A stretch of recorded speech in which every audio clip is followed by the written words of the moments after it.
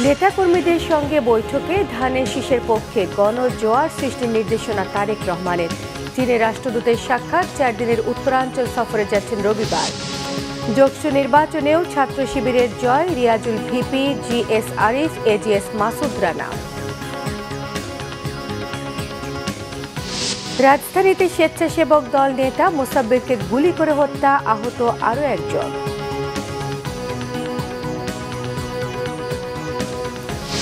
সিন্ডিকেটের অজুহাতে হয়রানি বন্ধ না হলে সব ধরনের এলপি গ্যাস বিক্রি বন্ধের হুঁশিয়ারি এলপি গ্যাস ব্যবসায়ী সমিতির। সরকারের নমনীয়তাকে দায়ী করেছেন বিশেষজ্ঞরা।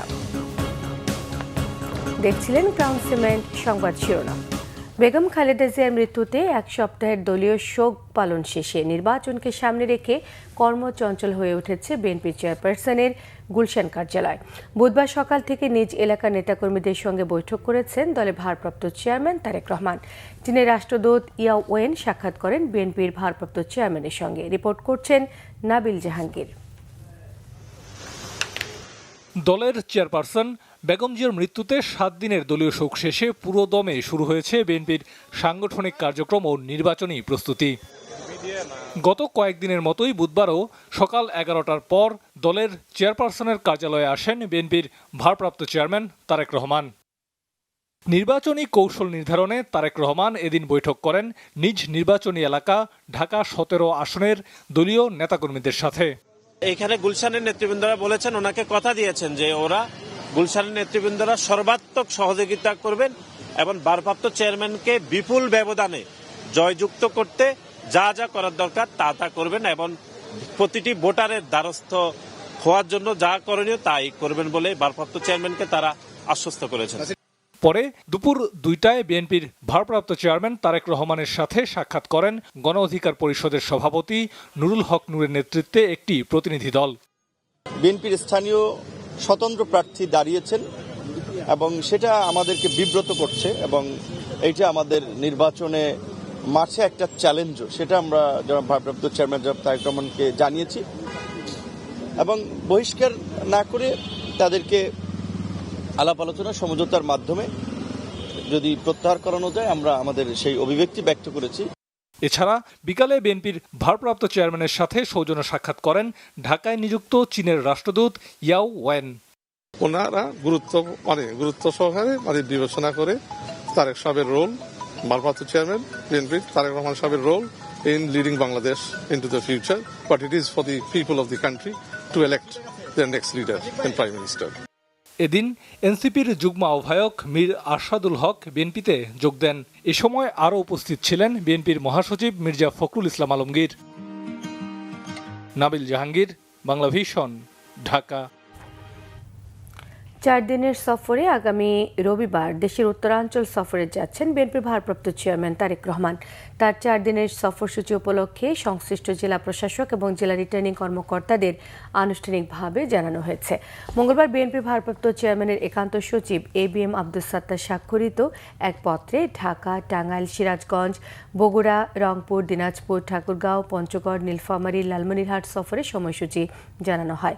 সফরে তারেক রহমান নিহত জুলাই যোদ্ধা এবং দীর্ঘ গণতান্ত্রিক আন্দোলনের শহীদদের কবর জিয়ারত সহ বেগম খালেদা জিয়ার বিদেহী আত্মার মাগফিরাত কামনায় আয়োজিত ধর্মীয় এবং সামাজিক কর্মসূচিতে অংশ নেবেন। সফরে নির্বাচন কমিশনের আচরণ বিধি কোনোভাবে লঙ্ঘন করা হবে না বলে জানানো হয়েছে। এই উপলক্ষে প্রয়োজনীয় নিরাপত্তা সহ সার্বিক সহযোগিতা কামনা করা হয়েছে। বেগম খালেদা জিয়া গণতন্ত্রের মশাল হাতে নিয়ে শেষ পর্যন্ত তা বহন করে গেছেন বলেছেন বিএনপি স্থায়ী কমিটির সদস্য আমির খসরু মাহমুদ চৌধুরী। দলের স্থায়ী কমিটির আরেক সদস্য ডক্টর আব্দুল মঈন খান জানান, যারা বলেছিলেন নির্বাচনে না গেলে বেগম খালেদা জিয়া হারিয়ে যাবেন, তারাই আজ হারিয়ে গেছে। রিপোর্ট করছেন মেজবা রহমান। বিএনপির প্রয়াত চেয়ারপারসন বেগম খালেদা জিয়ার স্মরণে রাজধানীতে শোক সভা ও দোয়া মাহফিল হয়েছে।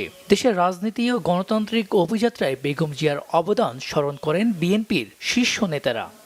সবকিছু থেকে দূরে রাখলেও প্রেস ক্লাবের অডিটোরিয়ামে জিয়া পরিষদ আয়োজিত দোয়া আলোচনায় বিএনপির স্থায়ী কমিটির সদস্য আমির খসরু মাহমুদ চৌধুরী বলেন, 11-11 সময় আওয়ামী লীগ ও জামায়াত আপোষ করলেও বেগম জিয়া ক্ষমতার লোভ করেন নাই।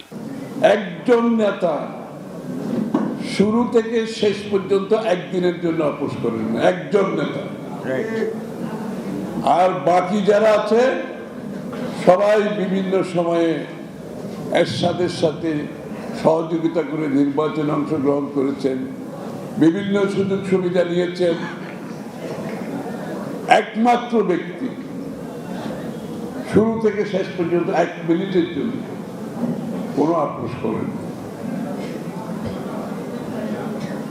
আজকে যারা পালিয়ে গেছে তারাও আপোষ করেছে। আজকে যারা আমাদের নির্বাচনে অংশগ্রহণ করছে বিএনপির প্রতিপক্ষ হিসাবে, তারাও কিন্তু এরশাদের সাথে নির্বাচনে অংশগ্রহণ করেছে। আপনাদের মনে আছে?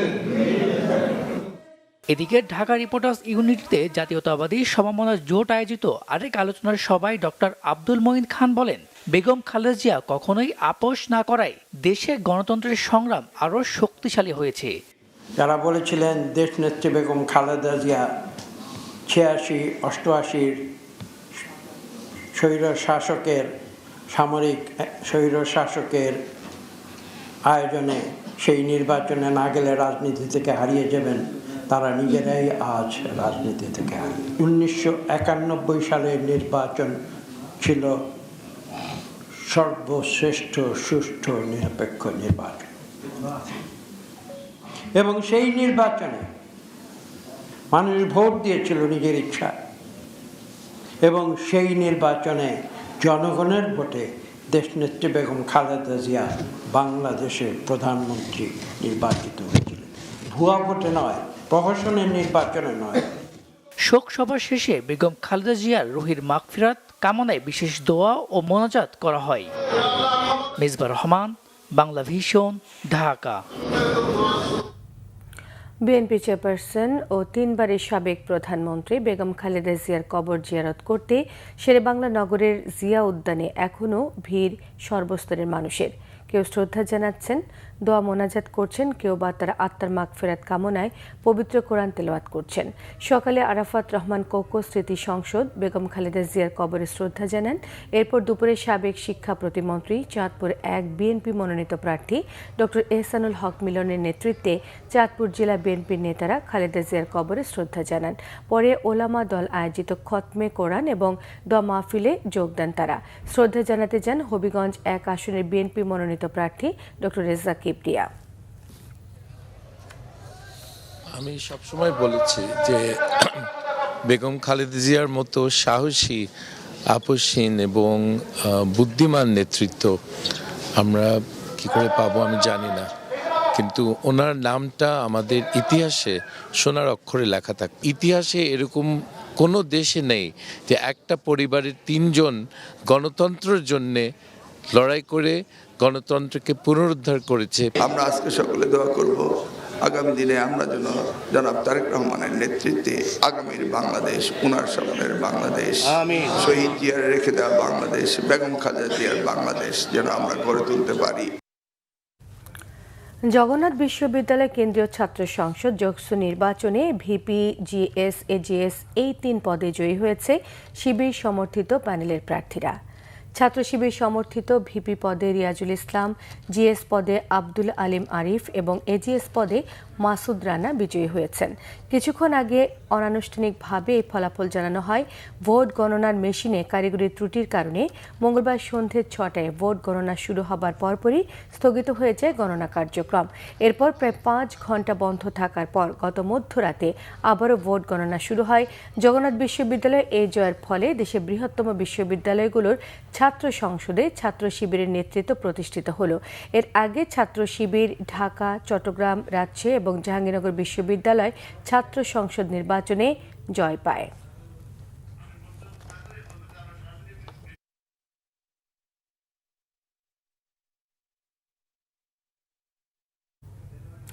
দর্শক, জগন্নাথ বিশ্ববিদ্যালয়ে আছেন আমাদের সিনিয়র রিপোর্টার কেফায়েত শাকিল। আমরা সরাসরি এখন ব্রিফিংয়ে চলে যাচ্ছি। এখানেও একটি পদ, J7 ব্যালটে মোহাম্মদ তাকরিম আহমেদ, তিনি বিজয়ী হচ্ছেন 5385 ভোট পেয়ে। তার নিকটতম প্রতিদ্বন্দ্বী J5 নাহিদ হাসান রাসেল 3377 পেয়েছেন। আমি শুধু প্রতিদ্বন্দ্বীটা বলি। আন্তর্জাতিক বিষয়ক সম্পাদক ballot number I6 Naushin Nawar Joya 4501 vote.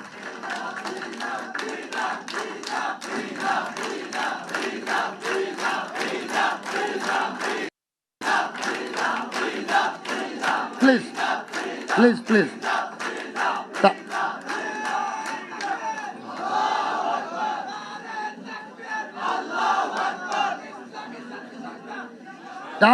তার নিকটতম প্রতিদ্বন্দ্বী ছিলেন 18 নম্বর অপু মুন্সি, তিনি পেয়েছেন 2316।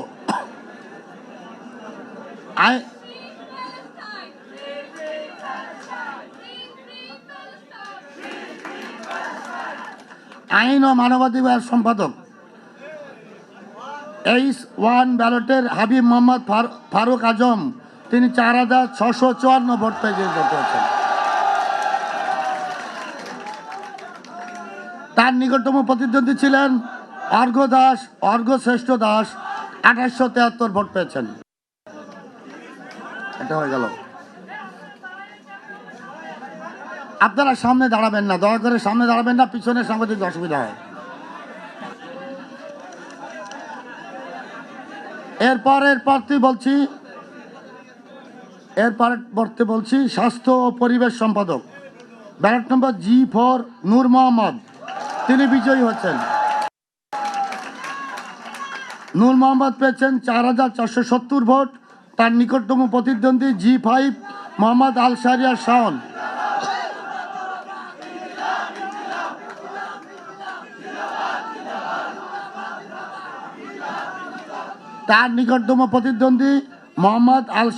শাওন, তিনি পেয়েছেন 2913 ভোট।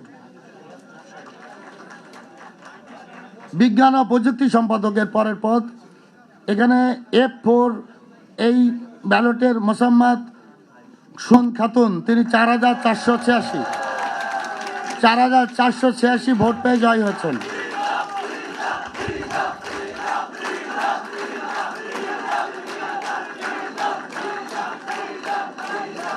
তার নিকটতম প্রতিদ্বন্দ্বী ছিলেন F6 ব্যালট নম্বরের মোহাম্মদ মাশফিকুল ইসলাম রাইন, তিনি পেয়েছেন 3176। শিক্ষা ও গবেষণা সম্পাদক, এখানে E4 ব্যালটের ইব্রাহিম খলিল বিজয়ী হচ্ছেন 5524 ভোটে।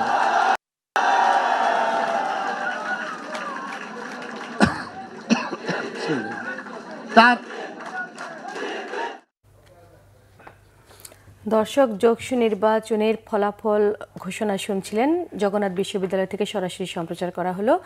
আমরা পরবর্তী সংবাদে যাচ্ছি। রাজধানীর পান্থপথে গুলি করে হত্যা করা হয়েছে ঢাকা মহানগর উত্তর স্বেচ্ছাসেবক দলের সাবেক সদস্য সচিব আজিজুল হক মোসাব্বিরকে। রাতে অজ্ঞাতনামা দুর্বৃত্তরা তাকে গুলি করে পালিয়ে যায়। দ্রুত তাকে পার্শ্ববর্তী একটি বেসরকারি হাসপাতালে নেওয়া হয়। চিকিৎসকরা সেখানে তাকে মৃত বলে ঘোষণা করেন। এ ঘটনায় আরও একজন আহত হন। ঘটনার পরে বিএনপির কেন্দ্রীয় নেতারা হাসপাতালে ছুটে যান। বেসরকারি হাসপাতালটি থেকে পরে মোসাব্বিরের মরদেহ নেওয়া হয় ঢাকা মেডিকেলে। সেখানেও জড়ো হন স্বেচ্ছাসেবক দল সহ বিএনপির বিভিন্ন অঙ্গ সংগঠনের নেতারা।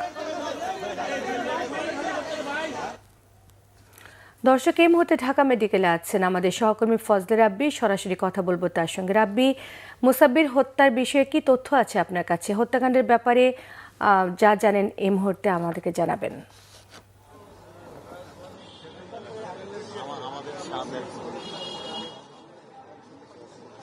জি সোমা, ধন্যবাদ। আপনি জানেন যে আজ ঠিক রাত 8:20 দিকে তেজগাঁওয়ের পশ্চিম তেস্তুরিপাড়া এলাকায় কিন্তু আসলে দুর্বৃত্তদের গুলিতে স্বেচ্ছাসেবক দলের যিনি সাবেক সাধারণ সম্পাদক ছিলেন তিনি কিন্তু আসলে গুরুতর আহত হয় এবং পরবর্তীতে তাকে বিআরবি হাসপাতালে নেওয়া হলে তাকে কিন্তু আসলে মৃত ঘোষণা করা হয় এবং তার পরবর্তীতেই কিন্তু আসলে ঢাকা মেডিকেল কলেজে তাকে হস্তান্তর করা হয় এবং তার এখানকার যে আনুষ্ঠানিকতা সেগুলো শেষ করে কিন্তু তাকে আসলে মর্গে পাঠানো হবে। এরপরে কিন্তু লাশ হস্তান্তর করা হবে স্বজনদের কাছে। আমি যদি এখন দেখাই, এখানকার কিন্তু আসলে নেতাকর্মীদের উপস্থিতি আসলে বাড়ছে এবং যত রাত হচ্ছে ততই কিন্তু আসলে বাড়ছে এবং নেতাকর্মীরা ঘিরে রাখছে। তারা বলছে যে নির্বাচনকে বানচাল করার জন্যই কিন্তু এই ধরনের হামলা, এই উদ্দেশ্যমূলকভাবে এই যে কিলিং, এই টার্গেট কিলিং কিন্তু করা হচ্ছে।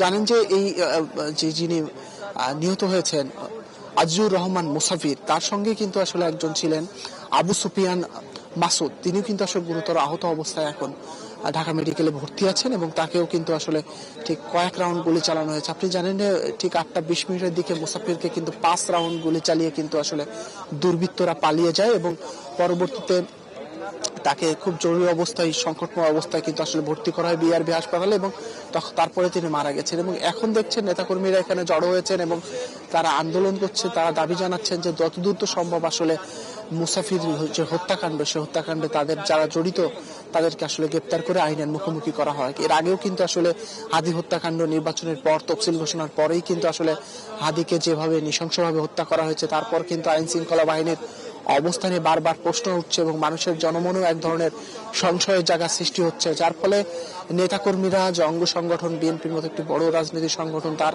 একটি বড় সংগঠনের সাবেক সাধারণ সম্পাদককে এভাবে প্রকাশ্যে গুলি মারার ঘটনায় কিন্তু আবারও আইন শৃঙ্খলা বাহিনীর যে ভঙ্গুর অবস্থা সেটা কিন্তু আসলে দেখা যাচ্ছে। মোটামুটি ঢাকা মেডিকেলের অবস্থা মোটামুটি এখন সর্বশেষ এই ছিল মোটামুটি আমার কাছে সর্বশেষ অবস্থা। রাব্বি, আপনাকে অসংখ্য ধন্যবাদ।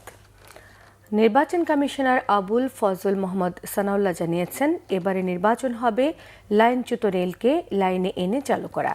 পর্যবেক্ষকদের ইসির তৃতীয় নয়ন আখ্যায়িত করে তাদের পর্যবেক্ষণ মানসম্মত হবে বলে এই ইসি আশা ব্যক্ত করেন। তবে জামায়াতে ইসলামীর অভিযোগ, দেশে নির্বাচনের লেভেল প্লেইং ফিল্ড নেই। আরও জানাচ্ছেন সৈকত সাদিক। বুধবার বিকেলে নির্বাচন কমিশনে যায় জামায়াতের নায়েবে আমির সৈয়দ আবদুল্লাহ মোহাম্মদ আবু তাহের নেতৃত্বে 6 সদস্যের প্রতিনিধি দল প্রধান নির্বাচন কমিশনার এএমএম নাসির উদ্দিনের সঙ্গে দীর্ঘক্ষণ বৈঠক করেন তারা। বৈঠকে দেশের সার্বিক নির্বাচনী পরিবেশ, প্রচার প্রচারণা, প্রার্থীদের বিষয়ে রিটার্নিং কর্মকর্তাদের মনোভাব, রাজনৈতিক দলের প্রতি সরকারের আচরণ সহ নানা অভিযোগ তুলে ইসির কাছে নালিশ জানান জামায়াত নেতারা। পরে সাংবাদিকদের জানান, দেশে নির্বাচনী লেভেল প্লেইং ফিল্ড নেই। আমরা চাচ্ছি যে একটা ফেয়ার ইকুয়াল লেভেল ফিল্ডে একটা সুষ্ঠু নির্বাচন হোক, কারণ বাংলাদেশে আজকে যে সমস্যা, এই সমস্যার প্রধান কারণই হচ্ছে বিগত 56 বছরের একটা সুষ্ঠু নির্বাচনের অভাব। এবং আগামী নির্বাচনটি যদি এরকমই একটা অ্যারেঞ্জ নির্বাচন হয়, তাহলে কিন্তু বাংলাদেশ অস্তিত্বের সংকটে পড়বে এবং দেশ আরও বেশি বিপজ্জনক পরিস্থিতির দিকে চলে যাবে। একটি দল এই করতে গিয়ে তো নির্বাসনে আছে, সুতরাং আরেকটা দল যদি করে তারা এক পর্যায়ে নির্বাসনে যাবে। এদিকে এফইডির নির্বাচনী পর্যবেক্ষক বিষয়ক প্রকল্পের উদ্বোধনী অনুষ্ঠানে অবাধ, সুষ্ঠু ও নিরপেক্ষ নির্বাচন আয়োজনে ইসির পদক্ষেপ তুলে ধরেন নির্বাচন কমিশনার সানাউল্লাহ। পর্যবেক্ষকদের সব ধরনের সহযোগিতার আশ্বাস দেন তিনি। আমাদের জন্য 2026-এর নির্বাচনটাকে যদি আমি একটু অ্যানালজি ড্র করি, আমি যদি একটু মেটাফরিক্যালি বলি, অনেকটা হচ্ছে লাইনচ্যুত ট্রেনকে লাইনে ফেরত এনে আবার চালানো শুরু করা, বেয়ার মিনিমাম রিপেয়ার করে কিছু কিছু যন্ত্রাংশ রিপ্লেস করে অন্তত গতি দেওয়া। দুর্ভাগ্যজনক হলেও সত্য যে আমাদের একটা বিরাট ভ্যাকুয়াম হয়ে গিয়েছে। এই ভ্যাকুয়ামটার কারণে আমরা এখনও বলতে পারি 2008-এর আগে পড়ে আছি। এছাড়া মনোনয়নপত্র প্রত্যাহার ও বাতিলের বিরুদ্ধে আপিল গ্রহণের তৃতীয় দিনেও বাতিল হওয়া প্রার্থীরা নির্বাচন কমিশনে আবেদন করেছেন। আপিল শুনানি শুরু হলে প্রার্থিতা ফিরে পাওয়ার প্রত্যাশা তাদের। সৈকত সাদিক, বাংলা ভিশন, ঢাকা। সিন্ডিকেটের অজুহাতে হয়রানি বন্ধ না হলে সব ধরনের এলপি গ্যাস বিক্রি বন্ধের ঘোষণা দিয়েছে এলপি গ্যাস ব্যবসায়ী সমিতি। ফলে এলপি গ্যাসের সংকট আরও বৃদ্ধির আশঙ্কা দেখা দিয়েছে। সরকার ব্যবস্থা নেওয়ার ঘোষণা দিলেও বাজারে নির্ধারিত দাম তো দূরের কথা, দ্বিগুণ দামেও মিলছে না গ্যাস সিলিন্ডার। বিস্তারিত জানাচ্ছেন মামুন আবদুল্লাহ। মগবাজারের দিলু রোডের বাসিন্দা নূরজাহান বেগম দীর্ঘক্ষণ লাইনের গ্যাস জ্বালানোর চেষ্টায় ব্যর্থ, অবশেষে সিলিন্ডারেই ভরসা। তবে তার দামেও আগুন। দ্বিগুণ দামে কতদিন এভাবে রান্না করতে পারবেন, এ নিয়ে অনিশ্চয়তা কাটছেই না। এলপি কিনে খাওয়ার সামর্থ্য শেষ হয়ে গেছে। আগে কম ছিল, কিনে খাইছি, এখন দাম বেড়েছে দেখে কিনে খাওয়ার সামর্থ্য শেষ। সাধারণ মানুষ হিসাবে তো এটা কিনে খাওয়া আদৌ সম্ভব না, কারণ একটা মানুষ মাসে কত বা ইনকাম করে। পাইকারি দোকানে চলছে এলপি গ্যাসের হাহাকার, দেখা মিলছে না গোডাউনেও। আমার দোকানে প্রায় 5-7 দিন যাবৎ ভর্তি গ্যাস নাই, তো কোম্পানিতেও লিকুইড সংকট, এই জন্য কোম্পানি গ্যাস দিতে পারতেছে না। গ্যাসটা এখানে আপনার 1.5 মাস যাবত গ্যাস নেই, আর আমাদের এগুলো সব খালি বোতল। তবে তথ্যের ভিত্তিতে বাংলাভিশনের টিম হাজির রাজধানীর তেজগাঁওয়ের হকার্স মার্কেটে। গণমাধ্যমের উপস্থিতি টের পেয়ে দোকান বন্ধ করে লাপাত্তা ব্যবসায়ী। গাড়ি থেকেই সরাসরি চলে যাচ্ছে অজানা স্থানে। অতিরিক্ত মুনাফার আশায় এমন কৃত্রিম সংকটের অভিযোগ ক্রেতাদের। আমারে বলছে যে আপনার হলো মগবাজার নেওয়ার জন্য, আমি মগবাজার নিতেছি, তো আমি এর বাইরে আর কিছু বলতে পারি না। এখানে বিক্রি করবেন এগুলা, যার মাল উনি আসে নেই। আপনি কার কাছ থেকে কিনলেন? আমি ওই আসে নেই তো, আমার পাঠাইছে এইখানে যে ওখান থেকে 4টা মাল তুমি নিয়ে আসো। আমি যখন দিছি ও তো ওখানে আসিল, এখন তো নয়। আপনারা আয়নের পরে ও গেছে গা। 2 দিন আগে জিজ্ঞেস করছিলাম, বলছে 2000 টাকা, ওই 12.5 কেজি। আর আপনার আজকে ফোন দিছি, বলতেছে যে আজকে ওনার কাছে একদমই নাই। গ্যাসের অবস্থা এটা তো একটা বোঝা যাচ্ছে যে কৃত্রিম সংকট তৈরি করা, আর কিছু না। এলপি গ্যাস ব্যবসায়ী সমিতি বলছে 27টি কোম্পানি বাজারজাত করছে 5.5 কোটি সিলিন্ডার। তবে সংকটময় মুহূর্তে তা দাঁড়িয়েছে 1.25 কোটিতে। তাদের অভিযোগ, আমদানিকারকদেরকে না ধরে ডিলারদের উপর চালানো হচ্ছে খড়গহস্ত। বিআরসি বসে যদি আমাদের সাথে সমঝোতায় না আসে, আমাদেরকে নিরবিচ্ছিন্ন গ্যাস না দেয়, আমরা আগামী 24 ঘন্টা পরে সারা বাংলাদেশে গ্যাস বিক্রয় বিপণন বন্ধ করে দেব। আর জ্বালানি বিশেষজ্ঞরা বলছেন সরকারের তদারকি সেলগুলোর অচল অবস্থাই এই পরিস্থিতির জন্য দায়ী। আগে সরকারের আমলে ব্যবসায়ীরা বাজারের উপরে নিয়ন্ত্রণ রেখেছিল, তারা রাজনৈতিক ক্ষমতাশালী ছিল। এখনকার সরকার তো রাজনৈতিক দল নেই, স্বজনপ্রীতি নেই, তাহলে তারা এদেরকে নিয়ন্ত্রণ করতে পারে না কেন? তারা এদের কাছে কেন জিম্মি হয়ে যায়? এর কোনো সদুত্তর ভোক্তাদের কাছে নেই। সুতরাং এখানে সরকার বিশেষভাবে অভিযুক্ত। জ্বালানি উপদেষ্টার এই কথা স্বীকার করাটাই যথেষ্ট নয়, তিনি এ দায় এড়াতে পারেন না, এ অভিযোগ তার উপরে বর্তায়। দ্রুত সংকট উত্তরণে সরকারকে দৃঢ় পদক্ষেপ নেয়ার তাগিদ জ্বালানি বিশেষজ্ঞদের। মামুন আব্দুল্লাহ, বাংলাভিশন, ঢাকা।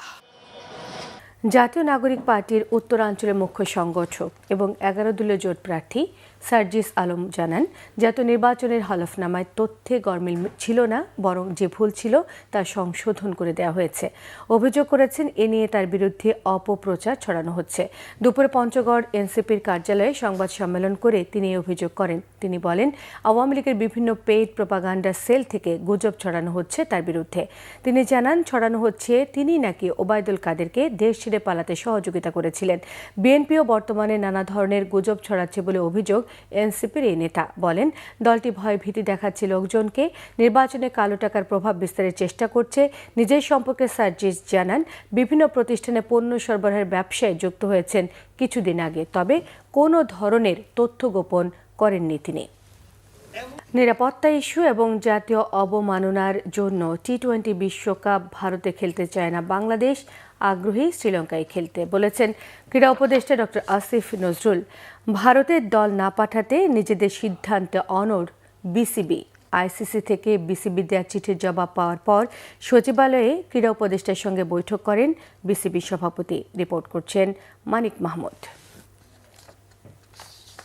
নিলাম থেকে রেকর্ড মূল্য 9 কোটি রুপিতে আগামী মার্চে হতে যাওয়া আইপিএলের জন্য টাইগার পেসার মোস্তাফিজুর রহমানকে দলভুক্ত করে কলকাতা নাইট রাইডার্স। কিন্তু বাংলাদেশে দীপু দাস নামে এক নাগরিকের হত্যাকে কেন্দ্র করে প্রতিবাদী হয়ে ওঠে ভারতের উগ্রবাদীরা। মুস্তাফিজকে আইপিএলে খেলতে না দেওয়ার হুমকি দেয় তারা। তাদের হুমকি ধর্মীয় ও রাজনৈতিক নেতাদের তীব্র বিরোধিতায় মুস্তাফিজকে বাদ দিতে কেকেআরকে নির্দেশ দেয় ভারতীয় ক্রিকেট বোর্ড বিসিসিআই। এমন অবমাননায় বাংলাদেশ সরকারের ক্রীড়া উপদেষ্টা আসিফ নজরুলের নির্দেশনায় ক্রিকেট বোর্ডও শক্ত অবস্থান নেয়। আগামী ফেব্রুয়ারিতে ভারত ও শ্রীলঙ্কায় হবে টি-20 বিশ্বকাপ। গ্রুপ পর্বের সূচিতে বাংলাদেশের ম্যাচগুলো আছে ভারতের ভেন্যুতে। মুস্তাফিজ ইস্যুতে বাংলাদেশ দলের নিরাপত্তা নিয়ে শঙ্কিত হয়ে বিসিবি সিদ্ধান্ত নেয় ভারতে খেলতে না যাওয়ার। ভেন্যু পরিবর্তনের জন্য আইসিসির কাছে চিঠি পাঠায়। সেই চিঠির জবাব দিলেও ভেন্যু পরিবর্তন নিয়ে কিছু জানায়নি আইসিসি। সরকারের অবস্থান জানতে ক্রীড়া উপদেষ্টার সাথে বৈঠক করে বিসিবি। সভা শেষে উপদেষ্টা আসিফ নজরুল বলেন, বাংলাদেশের নিরাপত্তা ও অবমাননার বিষয়ে কোনো আপোষ নেই। আমরা ক্রীড়া পাগল নেশন, আমরা ক্রিকেট ভক্ত নেশন, আমরা অবশ্যই খেলতে চাই। আইসিসি থেকে যে চিঠিটা পেয়েছি, সেই চিঠিতে পড়ে আমাদের কাছে মনে হয়েছে ভারতে যে প্রচণ্ড একটা নিরাপত্তা ইস্যু তৈরি হয়েছে বাংলাদেশের ক্রিকেটারদের জন্য, সেটা তারা রিয়ালাইজ করতে সক্ষম হয় নাই। এবং আমার কাছে মনে হয়েছে এটা নিরাপত্তা ইস্যু শুধু না, এটা জাতীয় অবমাননা ইস্যু।